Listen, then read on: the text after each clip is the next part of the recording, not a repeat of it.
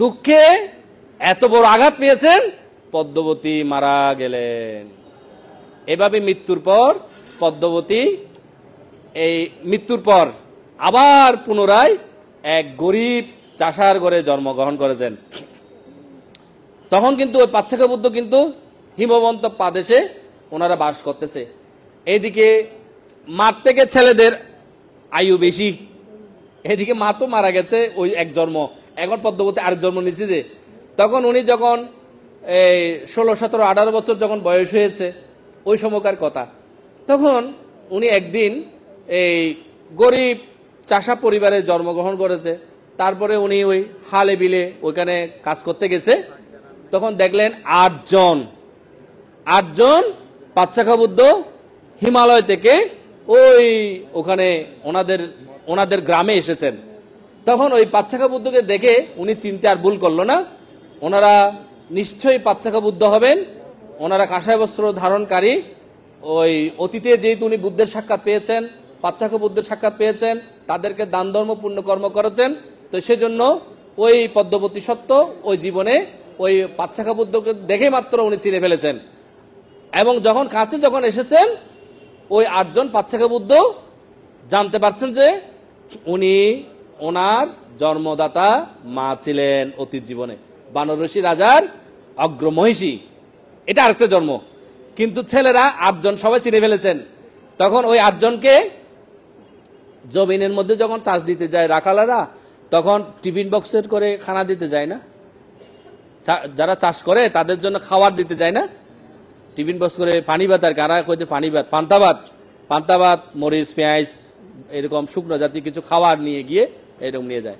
তো এরকম tiffin box করে খানা নিয়ে যাচ্ছে। তখন ওই 8 জন পাচ্ছেকা বুদ্ধকে দেখে উনি ওনার স্বামীর জন্য আর খাবারগুলো নিয়ে যান নাই, ওই পাচ্ছেকা বুদ্ধের সাবেকের মধ্যে ওই খাবারগুলো উনি দান করেছেন। দেখেন, যারা জ্ঞানী, যারা গুণী, তারা দান করতে কোনো সময় পিছপা হয় না। আমরা কিছুক্ষণ আগেও একটু আলাপ করেছিলাম, এখন যেমন ধরেন আমাদের বিহারে যারা অনেকে আছে পালাস সোয়াইং দে, অনেকে দে লৌকিকভাবে দে, অনেকে পারমি পূর্ণ করার জন্য দে, অনেকে দে মন গড়া, দিতেও চায় না দিতেও চায়, দিলে মনে হয় একটা বড় একটা বোঝা। ওই মাসের 18 তারিখ হাতালগঞ্জ পালাস সোয়াইং দন পড়িব, মনে হয় 2000 টাকার বাজার গ্রহণ করিব। এই যে বাজেটগুলো গণনা করা, হিসাব করা, মানে খুব কঠিন থেকে কঠিন মনে হয় আমাদের, তাই না? কিন্তু শ্রদ্ধা করে দে এরকম মানুষ আছে।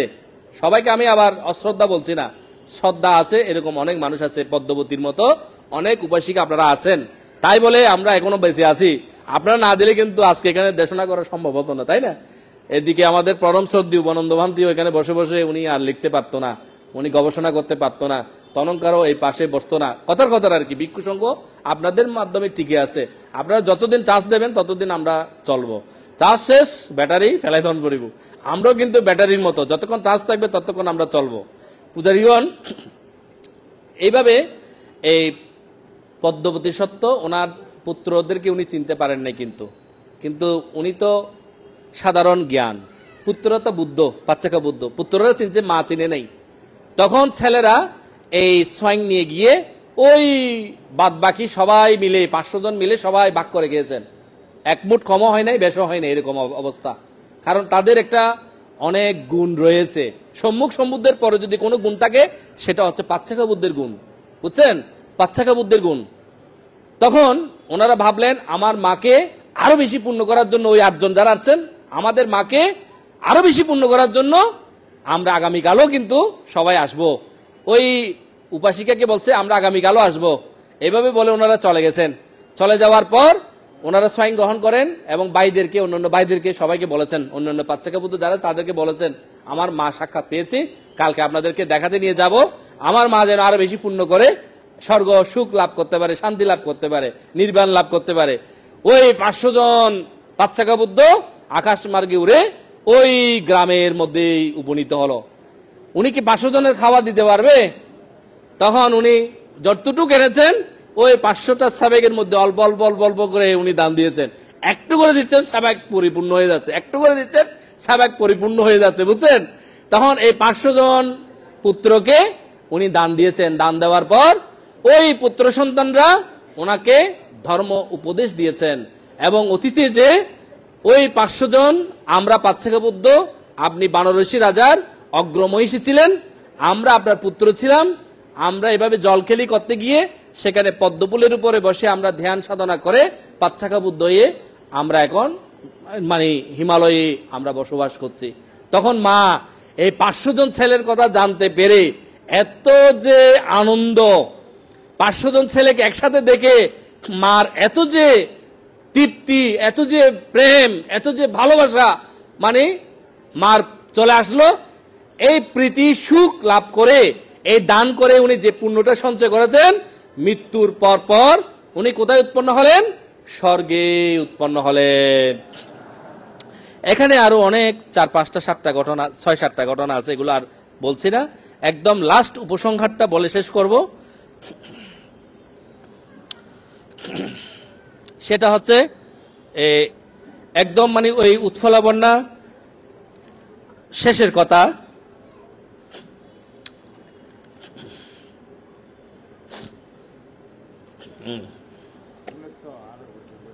হ্যাঁ, ওনার না সংক্ষিপ্ত করছুম না। আপনারা কি এই কোনো অস্থির হচ্ছেন নাকি? ভালো লাগছে? আমি কিন্তু প্রাণচঞ্চল্য সহজ ভাষায় আপনাদেরকে বোঝাবার চেষ্টা করতেছি। আসলে যখন আমি এসেছি তখন যখন এখানে বিদর্শন ভাবনার উপর দেশনা করা হচ্ছে প্রায় 1 ঘন্টা 1.5 ঘন্টা, আমি মনে মনে চিন্তা করতেছি আজকে এই উৎফলাবনার জীবনীটা আজকে হয়তো পুরা দমে বলা যাবে না, কারণ এখানে 8টা জীবনী আছে। এই 8টা জীবনী বলে পরিশেষে গৌতম বুদ্ধের শাসনে অগ্রসাবিক হয়েছে। ওই পদমূত্র বুদ্ধ বল দিয়েছে যে এই অগ্রসাবিক হয়েছে, এটা বলতে গেলে অন্তত 2 থেকে 2.5 ঘন্টা সময় লাগবে। আমিও কিছুটা থমকে গেছিলাম এবং বলবো যে সাহসও পাই নাই। এখানে যে এতটুকু বলতে পারতেছি এটাও কিন্তু আপনারা আমাকে সারপ্রাইজ দিচ্ছেন মনে হচ্ছে এখন, কিন্তু আপনারা যে ধৈর্য আছে সেটাই প্রমাণ হচ্ছে এখন। তো দেখেন, সব ভালো যার শেষ ভালো তার একটা কথা আছে। তো সেজন্য সকাল থেকে অনেক ভালো কাজ করেছেন, শেষ ভালোটা যদি করে ফেলতে পারেন তাহলে আর কথাই নেই। তবে পদ্মবতীর শেষে কি ঘটনা ঘটেছে সেটা যদি আরেকটু যদি শোনেন তাহলে আরো আপনাদের ভালো লাগবে। পুণ্যার্থীগণ, এই পদ্মবতী স্বর্গ থেকে এইভাবে স্বর্গ এবং মনুষ্যলোক উনি 7 বার জন্মগ্রহণ করে ফেলেছেন। মাঝখানে কিন্তু আমি অনেক গ্যাপ রেখেছি, কেননা আপনারাও আবার ফিরে যাবেন, আমাকেও এখান থেকে রাউজান চলে যেতে হবে, আবুর কিলে যেতে হবে, দূর আছে। তো সেজন্য উপসংহারটা বলার চেষ্টা করবো, আর একটু কিছু যুক্তি উপমা তুলে ধরবো। এইভাবে অতীতে যে 500 জন পাচ্ছাকা বুদ্ধ যারা এই পদ্মবতী পুত্ররূপে লাভ করেছিল, যখন ওই খই দিচ্ছিল, পদ্মফুল দিচ্ছিল, পাচ্ছাকা বুদ্ধ একটা পাচ্ছাকা বুদ্ধ দিচ্ছিল না, ওই সময়তে 500 জন রাখাল বালক ওখানে জমির মধ্যে বিভিন্ন জায়গাতে কাজ করতেছিল। তারা ওই পাচ্ছাকা বুদ্ধের সাক্ষাৎ পেয়েছিলেন ওই জীবনে। ওরা পাচ্ছাকা বুদ্ধ কিভাবে হয়েছে এটা আমি বলতেছি, যে ওই 500 জন যারা পাচ্ছাকা বুদ্ধ তারা কিভাবে পাচ্ছাকা বুদ্ধ হতে পেরেছেন সেটা বলতেছে এখন। ওই 500 জন ওনারা ওই পদ্মবতী সত্য ওই পাচ্ছাকা বুদ্ধকে যখন পদ্মফুল আর খই দান করেছেন, এরপরে ওই জমি থেকে বিভিন্ন জায়গা থেকে কাজ করতেছে, এরা সবাই সম্মিলিত ভাবে ওই পাচ্ছাকা বুদ্ধকে একটু একটু অল্প অল্প করে মধু দান করেছিলেন। আপনারা যখন মধু পূর্ণিমা আসে মধু দান করেন না, মধু দান করেছেন কাকে? পাচ্ছাকা বুদ্ধকে। একই সময়ে একই টাইমে ওনার পরপর ওই রাখাল বালকরা ওই পাচ্ছাকা বুদ্ধকে মধু দান করার পুণ্যের ফলে ওই পদ্মবতী যিনি যার কথা বলছি, এই সত্যের গর্ভে তারা জন্মগ্রহণ করতে সুযোগ লাভ করেছেন এবং এই মহাপারবিবের সত্যের গর্ভে জন্মগ্রহণ করে তারা পাচ্ছাকা বুদ্ধ হতে পেরেছে। দেখুন না বা ঘটনা হতুন হতুন আইয়ের অনেক কঠিন। কোথায় রাখাল বালক, কোথায় উনি একজন এই গরিব, হ্যাঁ, উনি খই আরিয়া দান করেছেন, কারোর সাথে কারো সম্পর্ক নাই, কিন্তু কিভাবে কিভাবে নাটকীয় ভাবে মানে একজনের সাথে একজন সম্পর্ক, মাতৃ সম্পর্ক, পুত্রের সম্পর্ক কিভাবে কিভাবে চলে আসতেছে। পুণ্যার্থীগণ, এইভাবে উৎফুল্লবন্যা সত্যর শেষ জন্ম।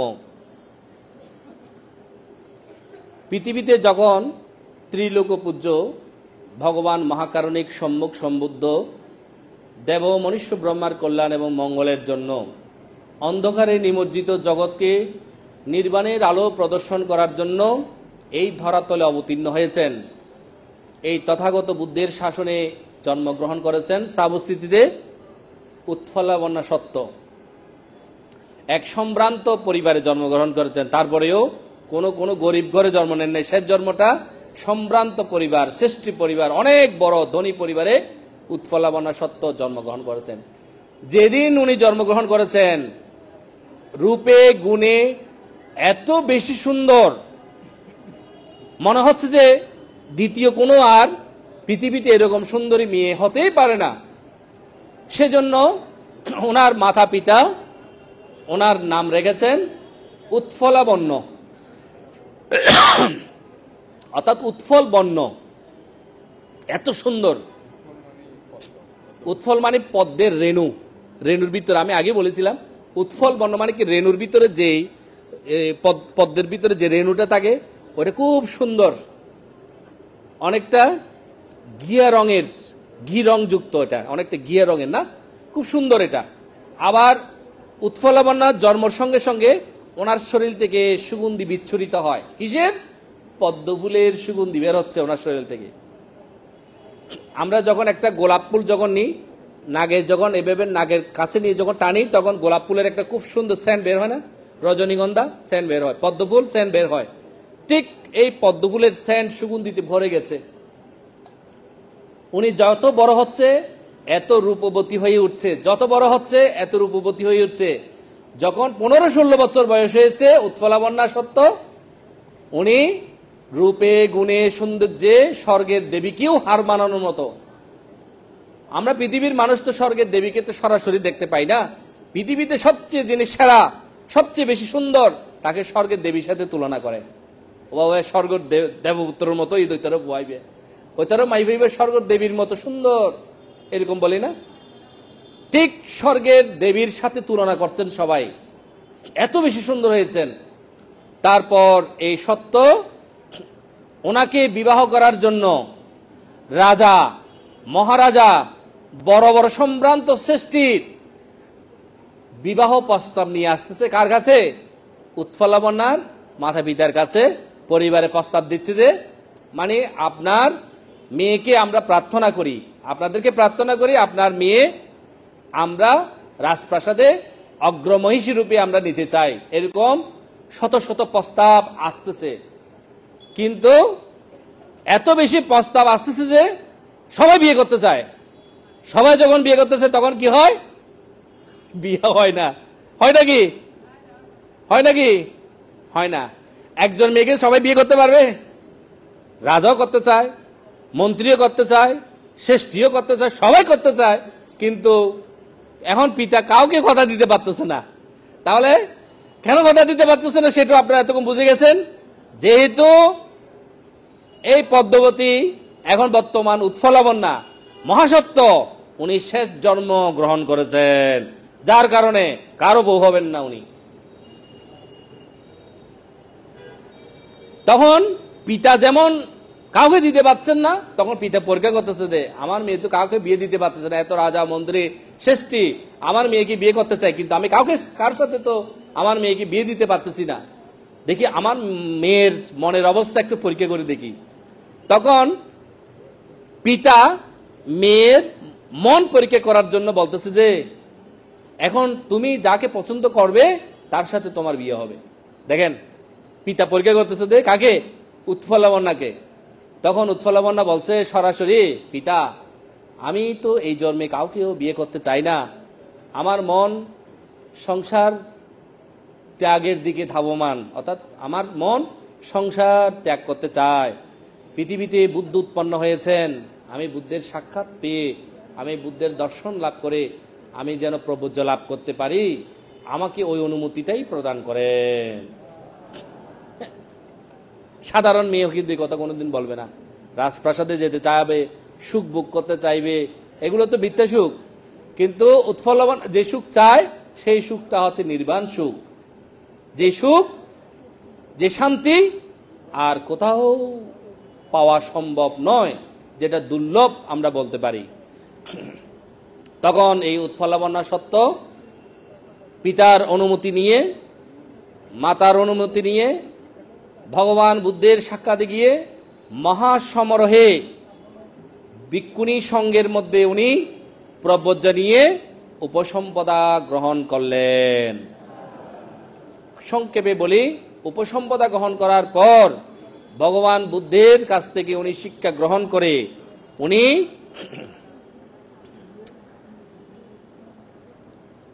অগ্নি কাসিনা ভাবনা করেছেন। অগ্নি কাসিনা ভাবনা কোনোদিন শুনেছেন নাকি?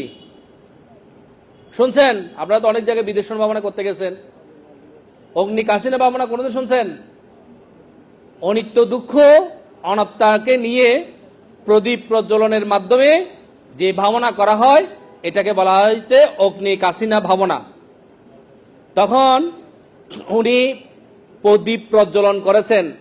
প্রদীপ প্রজ্বলন করে উনি প্রদীপের দিকে তাকাতে সমাধিস্থ হয়ে গেলেন। অর্থাৎ একটা প্রদীপ জ্বালানোর পর নীরব ভাবে ওই প্রদীপ দর্শন করতে একটা পর্যায়ে ওই আগুনের যে অন্তরঙ্গ, যে আগুনের যে শিখা প্রজ্বলিত হচ্ছে, সেই আগুনের শিখার মধ্যে ওনার মনটা প্রবেশ করেছেন। উনি সমাধিস্থ হয়েছেন। আগুন যেভাবে জ্বলতে জ্বলতে মোমকে গলাতে একেবারে শেষ পর্যায়ে নিয়ে আসে। শেষ পর্যায়ে নিয়ে এসে যখন আর অবশিষ্ট কোনো মোম থাকে না, তখন শুধু বতিটাই মাত্র থাকে, এটা বেশি প্রজ্বলিত হয়। বাতি যখন নিভে যায় তখন কি হয়? আগুন একটু বেশি জ্বলে। জ্বলতে বেশি জ্বলার পর কালো হয়ে থপ করে নিভে যায়। তখন দেখছে জগৎ সংসার অনিত্য এবং দুঃখময়। এই জগৎ সংসারে যারা জন্মগ্রহণ করবে তারা জরাগ্রস্ত হবে, ব্যাধিগ্রস্ত হবে, মৃত্যুগ্রস্ত হবে এবং শ্মশানে নিয়ে গিয়ে পোড়ায় ফেলার পরেও এর অস্তিত্ব ধ্বংস হবে না, আবার পুনঃ আরেকটা জন্ম হবে। এটা থেকে মুক্তি পাওয়ার একমাত্র উপায় কে? বিদর্শন জ্ঞান লাভ করা। তখন উনি ভগবান তথাগত বুদ্ধের সেই পবিত্র জন্মান্তরের সেই আরাধ্য ধর্ম, যেটাকে আমরা যদি একেবারে ত্রিপিটকের সারগর্ভ যেটা বলি, সংক্ষেপে যদি আমরা বলে আসি, 37 প্রকার বুদ্ধিপক্ষীয় ধর্ম, এগুলো ত্রিপিটক গ্রন্থগুলো মেলে আপনারা অনুশীলন করবেন। 37 প্রকার বুদ্ধিপক্ষীয় ধর্মের মধ্যে কি বলেছেন ভগবান বুদ্ধ। তারপর আরো যদি একটু সংক্ষেপে করি, তাহলে আপনার পতিত্ব সমুপাদ নীতি, কার্যকারণ, প্রত্যেক ক্রিয়ার বিপরীত প্রতিক্রিয়া আছে। কার্যকারণ যদি না বুঝি তাহলে কিন্তু ফল লাভ করা সম্ভব নয়। আপনি আমাদের জীবন চলার পথে প্রত্যেকটি পায়ের কদমে কার্যকারণ থাকে। এক পাও কিন্তু আমরা কোনো কারণের ছাড়া পা আমাদের অগ্রসর হয় না। প্রত্যেকটি পা সামনের দিকে যখন যাবে কোনো কারণেই যাবে, কারণ ব্যতীত এই পা সামনের দিকে যাবে না। মন চিত্ত কোনো কারণেই আমরা ফেস টু ফেস, কোনো কারণ ব্যতীত কারোর সাথে ঝগড়া হবে না, বিবাদ হবে না। কোন একটা কারণ থাকবে, এই বিবাদের কারণে, ঝগড়ার কারণে, মানুষের মনোমালিন্যের কারণে। এইভাবে যাহা কিছু পৃথিবীর মধ্যে এই ক্রিয়া এবং প্রতিক্রিয়া রূপে যেগুলো ঘটবে, সবকিছুর একটাই মাত্র কারণ কি, সেটা হচ্ছে কি? কার্য এবং কারণ। আমি যা করি তার প্রতিক্রিয়া সৃষ্টি হওয়া, না হলে প্রতিক্রিয়া সৃষ্টি হয় না। তাহলে এই পতিত্ব সমুপাদ নীতি আপনারা তো জানেন, এই পতিত্ব সমুপাদ নীতি আপনারা পড়বেন, সেগুলো অনুবাদ করা আছে, ট্রান্সলেশন করা আছে। হ্যাঁ, কার্যকারণগুলো যখন বুঝতে পারবেন তখন আপনি ভাবনা করলে আপনি উন্নতি লাভ করতে পারবেন। 37 প্রকার বুদ্ধিপক্ষীয়গুলো যখন পড়বেন, আপনি পরে যদি বুঝতে পারেন, ভাবনা করলে আপনি আসল দিক নির্দেশনা খুঁজে পাবেন। এমনি আমি মাস্টার এসে আজকে সায়েন্স পড়াই গেলাম, আপনি ওই ক্যাঙ্গের বাইরে যখন চলে যাবেন সায়েন্স ভুলে গেছেন। কিন্তু আপনি আজকে এসেছেন, মনটাকে একটু পরিষ্কার হয়েছে। যখন আপনি ব্রেন ওয়াশ করবেন তখন আপনার চিন্তাময় যেটা জ্ঞান, বই পড়ে যখন জ্ঞানটাও চিন্তাময় প্রজ্ঞা বলা হয়, এটাকে চিন্তাময় প্রজ্ঞার প্রয়োজন আছে। এটা হচ্ছে স্রোতময় প্রজ্ঞা। আজকে আমার থেকে অনেক কথা আপনারা শুনে ফেলতেছেন, এটা স্রোতময় প্রজ্ঞা, বান্ধব এটা বলেছেন, ওইটা বলেছেন, ওই দিক থেকে এটা বলেছেন, ওই দিক থেকে এটা বলেছেন, নানা কিছু আমাদেরকে যুক্তি খণ্ডন করেছেন, উপস্থাপন করেছেন, শুধু উৎফলাবনাকে সামনে নিয়ে আসার জন্য।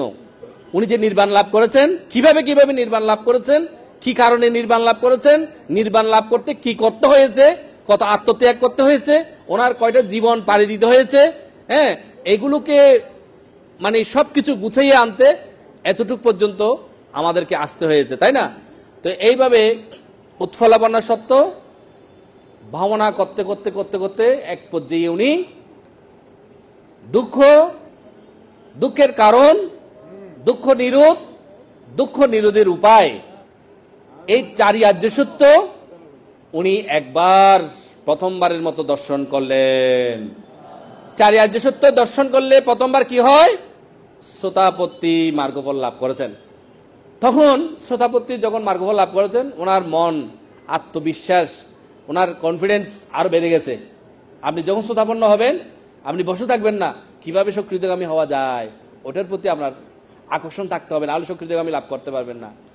যখন সক্রিয়তাগামী লাভ করবেন, অনাগামী কিভাবে লাভ করবেন আপনার মধ্যে ওই ধারার মধ্যে থাকতে হবে, না হলে আপনি লক্ষ্যস্থানে পৌঁছাতে পারবেন না। অনাগামী লাভ করার পর যদি বসে থাকেন, মৃত্যুর পর ওই শুদ্ধ বাসে গিয়ে অনেক সময় স্বর্গ সুখ ভোগ করবেন, ঠিক আছে, কিন্তু নির্বাণ অনেক দূরে চলে যাবে। তারপরে কিন্তু নির্বাণ পাবেন, এটা নিশ্চিত, অনাগামী যেহেতু। কিন্তু আপনি যদি অরহত্ব মার্গফল চান, তাহলে অনাগামীর পরও কিন্তু আপনি থেমে থাকবেন না, কিভাবে অরহত হওয়া যায় সেই চতুরার্য সত্যকে আমি অনুসরণ করব।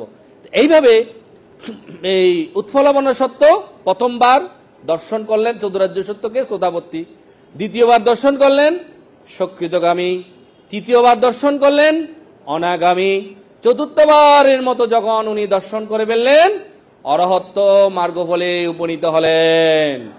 পদ্মবোধ এই উৎফলাবন্যা সত্তার কাছে এখন পরিপূর্ণ জাতিস্বর জ্ঞান সহ ঋদ্ধি শক্তি ওনার মধ্যে চলে এসেছেন। ভগবান তথাগত বুদ্ধ একদিন দেবতা, মনুষ্য, ব্রহ্মার কল্যাণ এবং মঙ্গলের জন্য ধর্ম দেশনা করছেন। ওই ধর্মসভার মধ্যে ভিক্ষুণী সঙ্গদের মধ্যে এই উৎফলাবন্যা সত্য উনিও ওখানে ছিলেন। তখন কিন্তু বুদ্ধ উপাধি দেন নাই। তো ও উপাধি চাইছেন যে কখন 1,00,000 কল্পকাল আগে পদমূত্তরের কাছে উনি কি চাইছেন? 7 দিন ব্যাপী 1,00,000 বুদ্ধ সহ অরহত ভিক্ষুকে দান পুণ্যকর্ম করে পানি ঢেলে উনি প্রার্থনা করছেন না, আমি যেন বুদ্ধের অগ্রশ্রাবিক হতে পারি। এই অগ্রশ্রাবিক উপাধি পাওয়ার জন্য এখন অপেক্ষামান। এখন ভগবান বুদ্ধের কাছ থেকে উনি উপাধি পাবেন, এরকম একটা সময় চলে এসেছেন। তখন ভগবান তথাগত বুদ্ধ দেখলেন ওনার শ্রাবিকেদের মধ্যে ক্ষমা হচ্ছেন প্রজ্ঞায় প্রধান ছিলেন। ধর্ম সেনাপতি সারিপুত্র বলি না, মেয়েদের মধ্যে ক্ষমা, ধর্ম সেনাপতি যদি বলা হয়, মেয়েদের মধ্যে ভিক্ষুণীদের মধ্যে ক্ষমা, আর ছেলেদের মধ্যে কে ছিল? মোক্ষলায়ন ভান্তে, অরহত মোক্ষলায়ন ভান্তে ঋদ্ধিতে শ্রেষ্ঠ ছিল। আর উৎফলাবন্যা বুদ্ধের অগ্রশ্রাবিকা হবে আজকে, উনি হচ্ছেন ঋদ্ধিতে শ্রেষ্ঠ। এই উৎফলাবন্যা উপাধি লাভ করবেন এবং বুদ্ধের উপাধি প্রাপ্ত শিষ্য হবেন, অগ্রশ্রাবিকা হবেন। তখন ভগবান বুদ্ধ এই সভা থেকে উৎফলাবন্যাকে ডাকলেন, উৎফলাবন্যা সত্যকে, ভিক্ষুণীকে ডাকলেন, তুমি এখানে আসো। তখন উনি বুদ্ধের সামনে আসলেন। বুদ্ধ সবাইকে পরিচয় করিয়ে দিলেন, এখন থেকে 1,00,000 কল্প পূর্বে পদমূত্র বুদ্ধের চরণ করে নানাদি কুশল কর্ম সম্পাদন করে পদমূত্র বুদ্ধের কাছে বল লাভ করেছিলেন এই উৎফলাবন্যা সত্য। 1,00,000 কল্পকাল উনি অতি কষ্ট করে পারমিত পূর্ণ করে আজ এই পর্যন্ত এসে উনি উপনীত হয়েছেন। আজ ভিক্ষুণী সঙ্গের মধ্যে এই উৎফলাবন্যা সত্য বুদ্ধের উপাধি প্রাপ্ত শিষ্যদের মধ্যে একজন, যিনি হচ্ছেন অগ্রশ্রাবিকা, যিনি ঋদ্ধিতে শ্রেষ্ঠ, ওনাকে আমি উপাধি প্রদান করছি। ঋদ্ধিতে শ্রেষ্ঠ উপাধি দেওয়ার আগে উৎফলাবন্যা ওখানে একটা বুদ্ধকে প্রার্থনা করেছিলেন, তার পূর্বে আর কি। কারণ ঋদ্ধিতে শ্রেষ্ঠ উপাধি দিতে হলে উৎফলাবন্যার মধ্যে কি ঋদ্ধি আছে বুদ্ধকে একটু দেখতে হবে না? না দেখে কি উপাধি দেবে নাকি? মুখে বললে উপাধি দেবে? ওনার চালচরণ, ওনার গুণ বুদ্ধ পরীক্ষা নিরীক্ষা করে তো তারপর উপাধি দেবে, তাই নাকি? তখন ভগবান বুদ্ধের কাছে উনি প্রার্থনা করেছিলেন, বুদ্ধ আমাকে ঋদ্ধি শক্তি প্রদর্শন করার জন্য আপনি অনুমতি প্রদান করুন। তখন ভগবান গৌতম বুদ্ধ উৎফলাবন্যাকে অনুমতি প্রদান করলেন। উৎফলাবন্যা সত্য বিভিন্নভাবে অলৌকিক পাতিহাস্য ঋদ্ধি প্রদর্শন করেছেন, এমন ঋদ্ধি প্রদর্শন করেছেন ভিক্ষুণীদের মধ্যে এরকম কেউ ঋদ্ধি প্রদর্শন করতে পারে না উৎপলা বন্যার মতো। এমন ঋদ্ধি অলৌকিক শক্তি দেখাইছে যে এরপরে ভগবান বুদ্ধ বিচার করে দেখলেন আমার যত ভিক্ষুণী সংঘ আছে তার মধ্যে এই উৎপলা বন্যা সত্য ঋদ্ধিতে শ্রেষ্ঠ। এই রূপ ব্যক্ত রেখে আপনারা আপনাদের মতো করে এই মহাসত্যদের মতো আপনারাও আপনাদের পারমিতাকে জাগিয়ে রাখবেন, সচেতন থাকবেন, পারমিতা পূর্ণ করবেন। আর যারা পারমি পূর্ণ করবেন তারা দানে ধর্মে কুশল কর্মে থেকে পিছপা হবেন না। আমি কি বলতে চেয়েছি, বুঝতে চেয়েছি, আপনি বুঝতে পারছেন? শুধু ক্যাঙে এসে বন্দনা করলে যে আপনার পারমি পূর্ণ হবে সেটা নয়। ক্যাঙে এসে বন্দনা করবেন, ভিক্ষু সংঘের সেবা যত্ন করবেন, খোঁজ খবর রাখবেন, বৃদ্ধ মাতা পিতার খোঁজ খবর রাখবেন, তাদের সেবা যত্ন করবেন, আপনার ছেলে মেয়েরা যারা আছে তাদের সেবা যত্ন করবেন, তাদের খোঁজ খবর রাখবেন, তারা কে কোথায় যাচ্ছে, কোনো বেলাইনা যাচ্ছে কিনা। আমাদের বৌদ্ধদের এখন অনেকে বিপদে চলে যাচ্ছে, সেটাকে কি বলা হয়? বিপদে মানে কি? ব্রেক সারা আর কি, তারসিরা ব্রেক সারা মানে অন্য কিছু ছেলেদের মধ্যে একদম কম, তেমন শোনাও যায় না, পাইও না, কিন্তু ফেসবুকের মধ্যে মোবাইলের মধ্যে শুধু মেয়েদের খবর বেশি আসে। অমুকের মেয়ে চলে গেছে, কোথায় গেছে? ওই রাজপ্রাসাদে গেছে। সেই রাজপ্রাসাদ কি সিটিঙ্গা ভাষা কিছু মনে করবে না, ফর গেছে হাইবেল লাগিয়ে দেয় কি। ওই ওয়ার্ডে যাইনে দুদিন পর আমার অমুক মেয়ে ওই গলাতে রশি ঝুলাইয়া আত্মহত্যা করেছে। কেন করেছে? ওই যে গেছে যে বিধর্মের কাছে চলে গেছে, যে ক্ষোভে রাগে দুঃখে জাতিকেও মুখ দেখাতে পারবে না, মা বাবাকেও মুখ দেখাতে পারবে না, এবং আত্মীয় স্বজনদের বাসায়ও মুখ দেখাতে পারবে না। যেহেতু কি হয়েছে? ধর্মান্তরিত হয়েছে। বৌদ্ধ ধর্মে সবচেয়ে যদি বড় কিছু পাপ হয়ে থাকে উপাসক উপাসিকাদের মধ্যে ধর্মান্তরিত হওয়া, এর চেয়ে বড় পাপ আর নাই। আছে নাকি? আর আছে? ধর্মান্তরিত হলে নরকে গমন করবেন, মনে রাখবেন। ধর্মান্তরিত হলে কোথায় হবে? পঞ্চ আন্তরিকে কর্ম করলে যেমন নরকে যায়, ঠিক ধর্মান্তরিত মেয়েরা, ছেলে হোক বা মেয়ে হোক, শুধু মেয়েদের দোষ দিচ্ছে না, মেয়েরা সবাই দোষী না, মেয়েরা কিন্তু অনেক ভালো, কিন্তু কিছু কিছু পরিবারের গাফলতির কারণে মেয়েরা ধর্মান্তরিত হয়।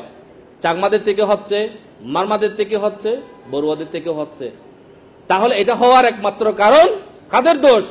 মাতা পিতার দোষ। কেন দোষ? শুধু মেয়ের একাই দোষ না, ছেলে মেয়েদেরকে ধর্ম শিক্ষা না দেওয়ার কারণে তাদেরকে মাথার মধ্যে ব্রেন ওয়াশ করে দিতে হবে। ছোটকাল থেকে তাদেরকে ধর্ম শিক্ষা দিতে হবে। ছোটকাল থেকে যদি ধর্ম শিক্ষা যদি ছেলে মেয়েদেরকে যদি না দেন, ওই ছেলে মেয়ে জন্ম দেওয়া মানায় না। এক কথা যদি বলি, শুধু ছেলে মেয়ে জন্মদাতা মাতা পিতা হওয়া গর্বের বিষয় না।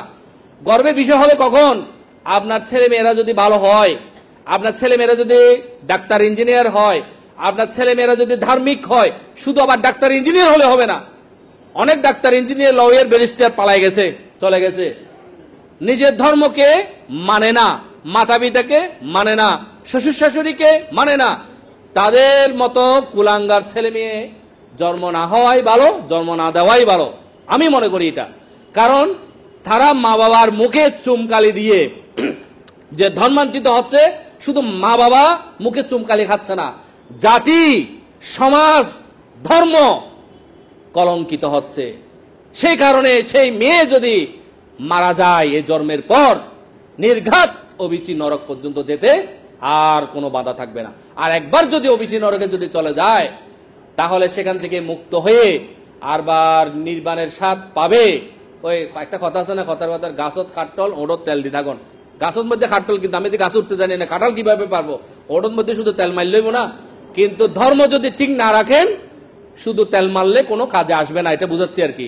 তো পুণ্যার্থীগণ, আপনারা এমন ভাবে সচেতন হয়ে উঠবেন, আপনাদের ছেলে মেয়েদেরকে বিহারমুখী করবেন, ধর্ম শিক্ষা দেবেন। ছোটকাল থেকে যদি ধর্ম শিক্ষা দেন, ওই বাচ্চারা মাতা পিতাদের ভালোবাসবে, মাতা পিতাদেরকে রক্ষা করবে। মেয়েরা যখন পিতৃলয় থেকে শ্বশুরালয়ে যাবে, শ্বশুর শাশুড়িদেরকে ভালোবাসবে, শ্বশুর শাশুড়িদেরকে সেবা করবে, শ্বশুর শাশুড়িকে যত্ন করবে, যেভাবে বিশাখা করেছিল, তাই না? উদাহরণ দিচ্ছি, যেভাবে কি করেছিল বিশাখা জনরঞ্জন শ্রেষ্ঠীর মেয়ে বিশাখা শ্বশুর শাশুড়িদেরকে না দিয়ে খেতেন না, স্বামীকে না দিয়ে খেতেন না, স্বামীকে ঘুম থাকা অবস্থায় আগে উঠে সবকিছু তৈরি করে রাখতো, শ্বশুর শাশুড়িদের হাত মুখ ধোয়ার জন্য জল সবকিছু আগে থেকে তৈরি করে রাখতো। আপনারাও সেরকম বিশাখার মতো এই পারমিমের সত্য এই উৎফলনার মতো আপনারাও যেন সেভাবে নির্বাণের পথে যেন হাঁটতে পারেন, নির্বাণের পথে যাত্রা আপনারা যদি যেতে পারেন, এই প্রত্যাশা রেখে শেষ করছি। আপনারা সকলে সুখী হন, সকল প্রকার ভয়ভীতিহীন হয়ে আপনারা প্রত্যেকে যেন নির্বাণ ধর্ম পাড়ি দিতে পারেন, এই রূপ ব্যক্ত রেখে আমি আমার জন্মান্তরে দানময় শিলময় ভাবনাময় পুনরাশি দান করছি।